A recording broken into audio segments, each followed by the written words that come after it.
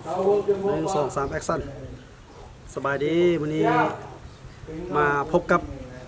ป้าแก้วหรือว่าแก้วหรือว่าแม่แก้วสิมาขับลำเผาเมื่อยม้วนๆให้ทุกคนได้ชมเด้อเนื่องในวันปลูกต้นไม้แห่งชาติวันเด็กน้อยสากลฝนฝอยพร้อมบรรยากาศดีๆขอเชิญลำเลย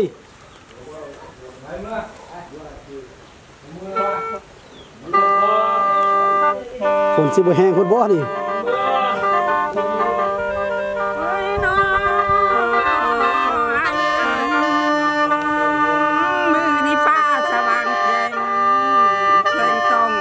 เมืองลาวนี่แหละ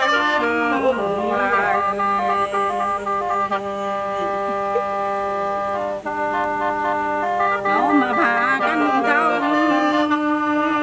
สามัคคีน้องแห่งแก่พี่น้องสามัคคีน้องหัดแม่นให้คือเพิ่งเพียงเดียวนี่แล้วเสียงอย่างนี้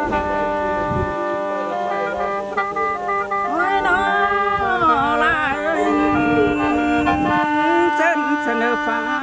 สิฝนลงมือหอยหายว่านางมีน้ออ่างแก้วไอ้แล้วนางมีอ่างนำบอกลัวยานดอกหาฝนนี่แล้วทำการบรรยากาศฝนตก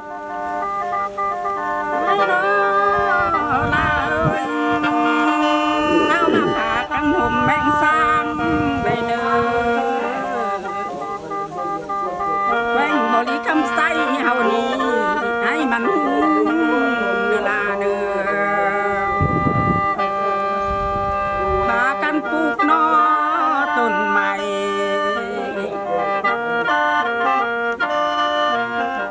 แล้วลูกหลานนอข้างหน้ายังที่ได้ใกล้เกินได้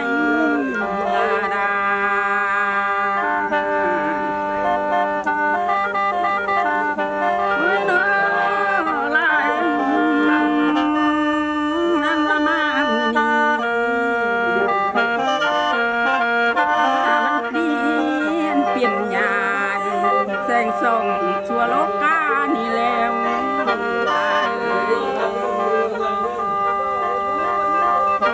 ประชาชน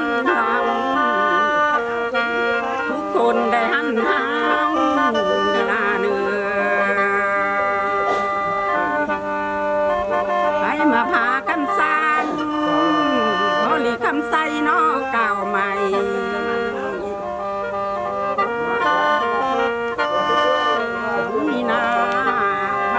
ปลูกนอต้นใหม่สิปีนี้จังแม่นงามนี่แล้วนี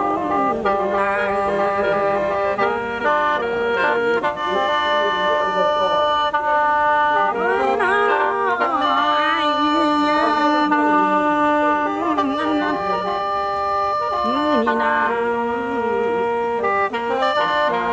ให้พากันห่มแห่งสร้างเด้อ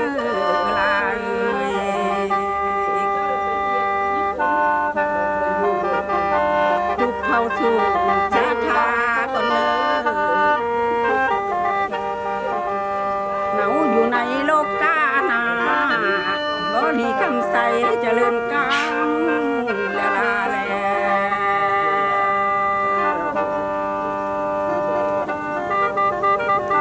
ให้ผมพากันสร้างเนื้อบริคำใสเฮาให้มัน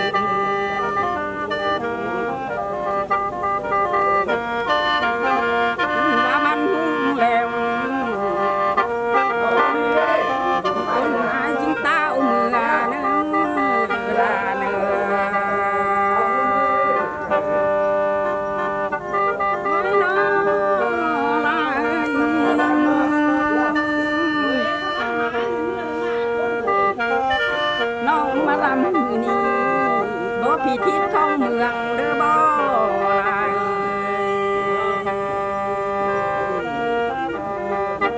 น้องมาลำมื้อนี้ไอ้เอ้ยบ่ผิดของชาวบ้านหรือบ่ ว ว่าพิธีบ้านให้พ่อบ้านพักแป้งเนื้ออายเนื้อ โอ้ฝนตกแห้งกันยังลำม่วนอยู่เนาะ ผิดแป้งผิดเมืองให้แป้งให้เมืองพาแก่ได้ลายผิดดำเล็กดำน้อยอภัยให้ท่านผู้ฟังคนเนื้ออายเนื้อ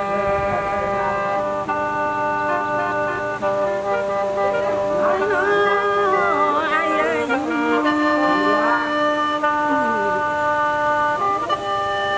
คนปีนี้